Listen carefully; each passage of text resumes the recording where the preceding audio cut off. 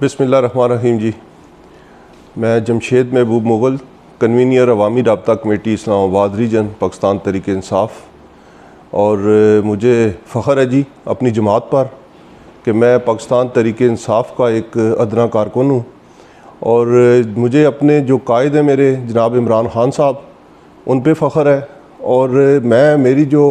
Party के साथ affiliation है और जिस शर्त पे मैं पार्टी में शामिल हुआ था वो यही है कि जो ख़ान साहब का नज़रिया था, जो हमारे पाकिस्तान में एक लूट का बाज़ार गर्म था, करप्शन इंतहा पे थी और सियासतदानों ने जिस तरह इस मुल्क को झंझोड़ के रख दिया था, और ख़ान साहब ने एक इनिशिएटिव लिया और अपनी एक पुरसाइश ज़िंदगी छोड़कर पाकिस्तान के लोगों के लिए, पाकिस्तान की आवाम के लिए और पाकिस्तान की तरक्की के लिए उन्होंने ये इनिशिएटिव लिया और पाकिस्तान तहरीक इंसाफ़ वजूद में आई। और जिस तरह ख़ान साहब ने इस पाकिस्तान के अवाम के लिए दिन रात मेहनत की, अपनी पुरसाइश ज़िंदगी को छोड़कर जिस तरह लोगों के लाइफ स्टैंडर्ड को उठाया और जिस तरह उन्होंने दुनिया को पाकिस्तान का एक जो असल रूप था जिसके लिए पाकिस्तान बना था, ला इलाहा इल्लल्लाह, उसको एक पूरी दुनिया में उजागर किया और पूरी दुनिया को ये बताया कि पाकिस्तान बनने का मकसद ये था। और चूँकि हमारा 70 साल से हम सफ़र कर रहे थे पाकिस्तानी अवाम, और आज मैं अगर मौजूदा हालात देखूँ तो मुझे पाकिस्तान वही पाकिस्तान नज़र आ रहा है जो बाबा कायद हज़रत कायद आज़म मोहम्मद अली जिन्ना ने बनाया था। और जब ख़ान साहब मदीना की रियासत की बात करते हैं तो मेरा सर फिर फ़ख्र से बुलंद हो जाता है कि जब वो कहते हैं कि ये वो मदीना की जो फ़लाई रियासत थी, मैं पाकिस्तान को इंशाअल्लाह ताला वही फ़लाई रियासत बनाऊँगा, और उसके लिए जो अमली इक़दाम उठा रहे हैं उस पर मुझे फ़ख्र होता है। और जब आज जो मौजूदा इसी वीक की जो उन्होंने जिस तरह अमेरिका की आंखों में आंखें डालकर जब उनसे अड्डों का मुतालबा किया गया कि अगर CIA आपसे अड्डे मांगती है कि अफ़गानिस्तान में कोई अपना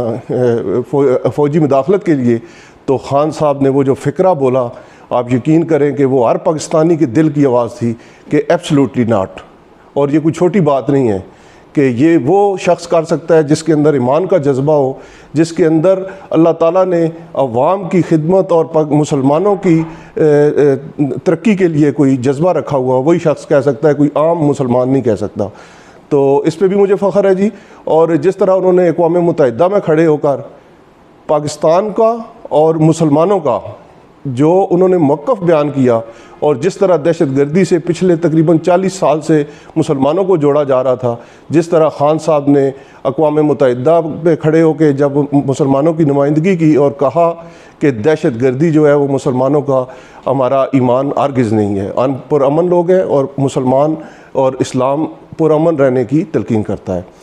अब मैं आ जाऊँ जी अपने इस्लामाबाद की तरफ कि इस्लामाबाद में जो पिछले मैं देख रहा था तकरीबन 35 से 40 साल से कि जो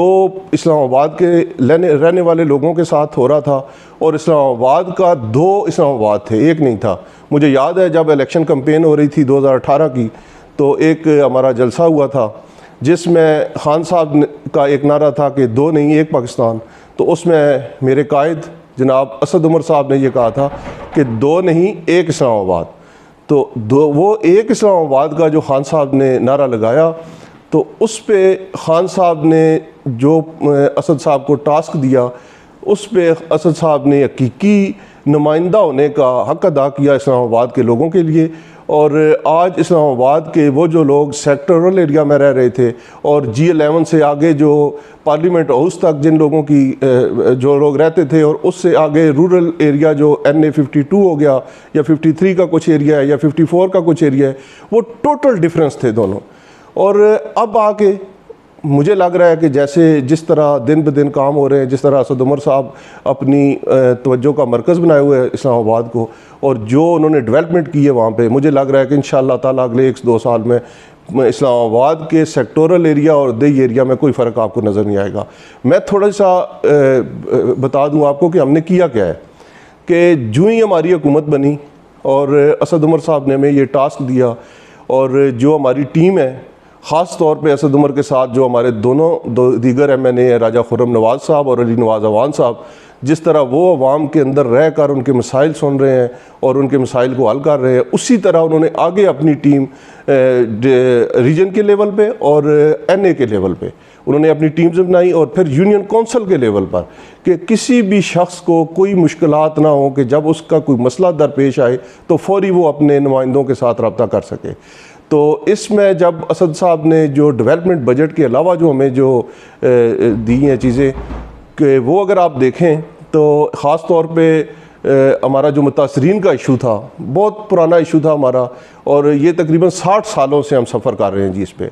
60 साल से मुतासरीन की कोई आवाज़ नहीं सुनी जा रही थी और CDA एक ऐसा इदारा था कि वो मनपसंद लोगों को आगे ला के हमारे मुतासरीन के साथ ज़्यादतियाँ हो रही थी। और जो ही हमारी हुकूमत बनी तो एक ऑपरेशन हो रहा था E12 में, जिसमें असद साहब ने मुतासरीन की तरफ से उनका नुमाइंदा होने का हक़ अदा किया और उनकी तरफ से हाई कोर्ट में जाके पेश हो गए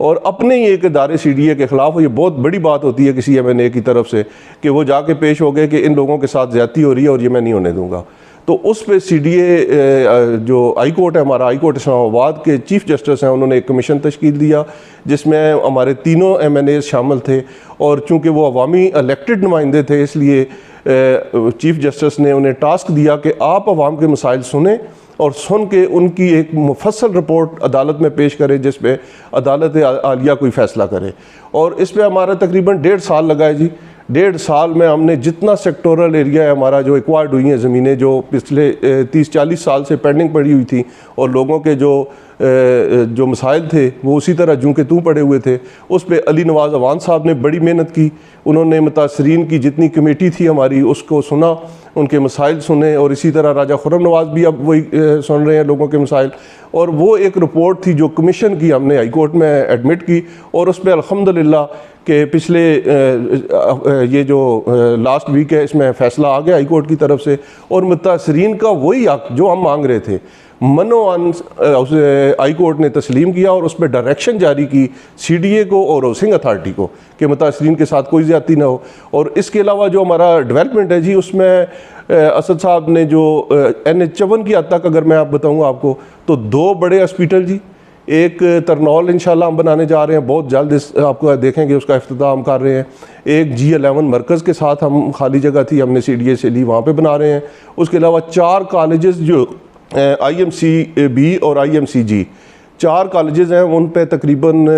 काम जो है मुकम्मल होने के करीब है और इंशाल्लाह ताला अगले साल में वहाँ पे तालीमी एक्टिविटीज़ शुरू हो जाएंगी। वो बड़े कॉलेज 4 हमने बनाए हैं। उसके अलावा हमने जनाब यहाँ पे जो डेवलपमेंट है हमारा जो ये दही एरिया था उसमें रोड्स हैं, सेवरेज का निज़ाम था, जो पानी का बहुत बड़ा एक इशू था। जो पानी हमारा आज भी अगर आप जून के महीने में देखें तो हम बहुत सफ़र कर रहे हैं हमारे लोग पानी के लिए, तो उसमें उन्होंने इनिशिएटिव लिया असद साहब ने और हमने खानपुर डैम से भी कुछ पानी का हिस्सा जो इस्लामाबाद का था वो भी लिया, रावल डैम से भी लिया और कुछ ट्यूबवेल्स की सूरत में कि जो हमें ट्यूबवेल्स चाहिए थे मुख्तलिफ हमारे इलाकों में जहाँ पानी की तरसील उस तरह उसका सिस्टम मौजूद नहीं था, तो वो भी हम कर रहे हैं। और इंशाअल्लाह ताला मुझे लग रहा है कि अगले अगर 1 साल या 2 साल के बाद जब तक हमारी हुकूमत का टेनोर मुकम्मल होगा तो जो हमारी शहरी ज़िंदगी है, जो हमारे सेक्टोरल एरिया के लोगों की ज़िंदगी है उसमें और जो हमारे देहात के लोगों की ज़िंदगी है उसमें आपको ज़्यादा फ़र्क नज़र नहीं आएगा। और आखिरी बात कि असद साहब का जो हल्का है, राजा खुर्रम नवाज़ साहब का जो हल्का है, अली नवाज़ अवान साहब का जो हल्का है, उसमें हमारे पब्लिक सेक्रेटेरिएट मौजूद हैं अवाम की सहूलत के लिए हर NA की सतह पर और हर यूनियन कौंसल की सतह पर हमारे पब्लिक सेक्रेटेरिएट मौजूद है। हमारे तमाम तर वो मसाइल अवाम के जो है उसके लिए हम हर वक्त मौजूद होती है हमारी टीम वहाँ पे। और मैं एक दफ़ा फिर अपनी पार्टी का, अपने कायद जनाब इमरान खान साहब का और जनाब असद उमर साहब का शुक्रिया अदा करता हूँ कि जिस तरह उन्होंने हमारे मसाइल उजागर किए और इनको हल करने की कोशिश कर रहे हैं। बहुत शुक्रिया।